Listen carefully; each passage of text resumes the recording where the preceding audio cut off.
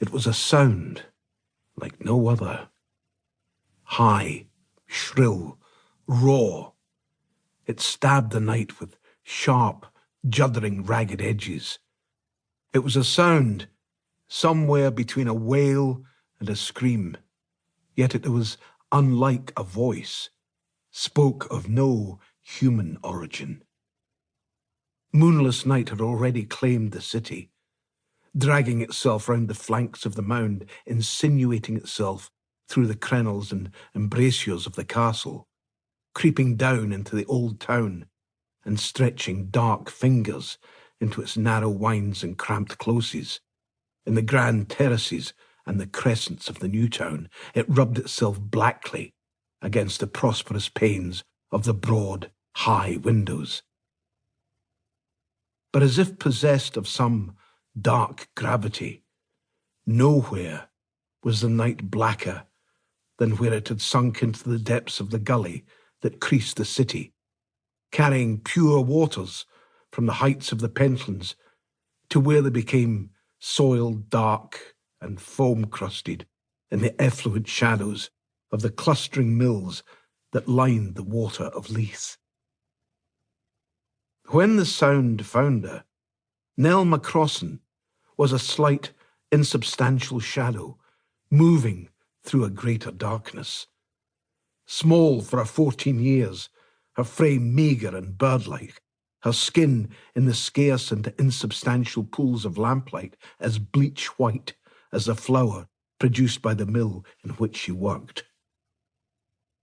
Nell was a fearful soul. She feared the walk to a shift, feared the swelling darknesses between the lamps, feared the shifting elm shadows, and the voices she sometimes thought she could hear in the tumbling waters of the river. She had learned to mistrust her ears. The thunderings and clashings of the machines in the mill had distorted her hearing, tinkling in her ears as spectral tintintabulations and haunting the vault of her skull with booming ghosts long after she'd left the mill. A generation before, her people had come to the city from the Highlands, driven from the quiet green of strath, mountain and glen to make way for the greater profit of sheep. The only world Nell had known had been the clattering, cramped, smoke-wreathed clamour of the tenements, alleys and closes of the old town, and the harsh, guttural Sassenach tongue of Edinburgh. Yet her childhood had echoed with her parents' soft Gaelic and tales of an unseen other world.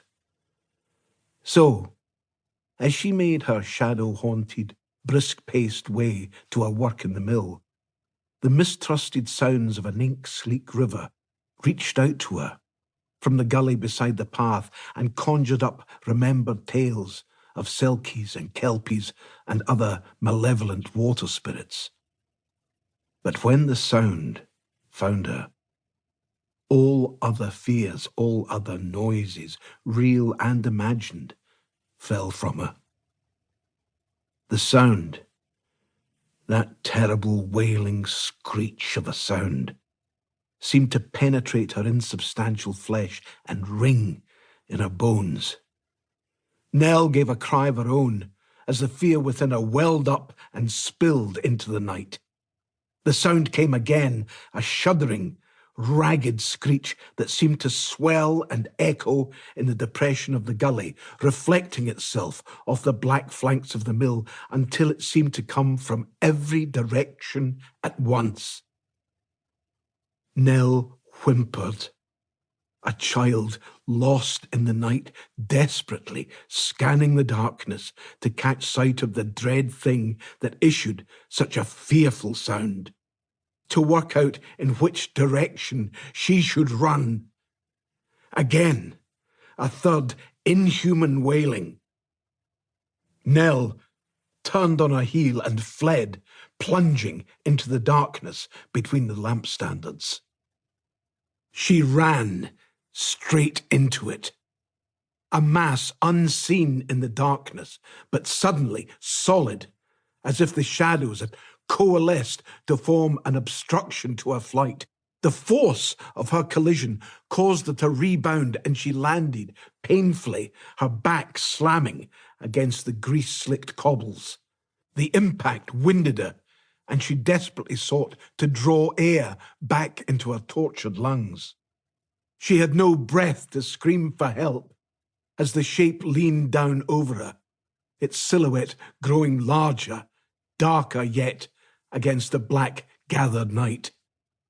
Strong hands seized her, and Nell issued a strangled cry, still not possessing enough breath to shape a scream, and still her captor remained inhuman. She could make out no face, no feature.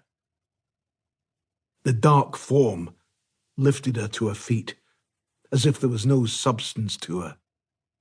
It held her by her upper arms, and she felt it would cost this monster no effort to crush her, to fold and crack her bones. She was helpless as he steered her into one of the pools cast by the gas lanterns.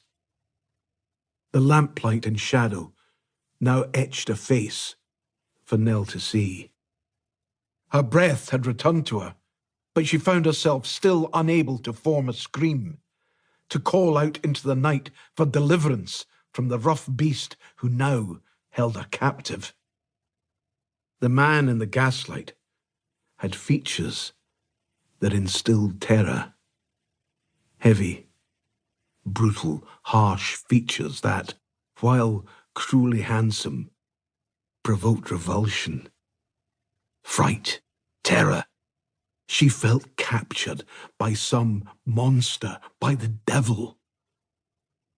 Then she recognized him. She knew exactly who he was, and it did little to abate her fear.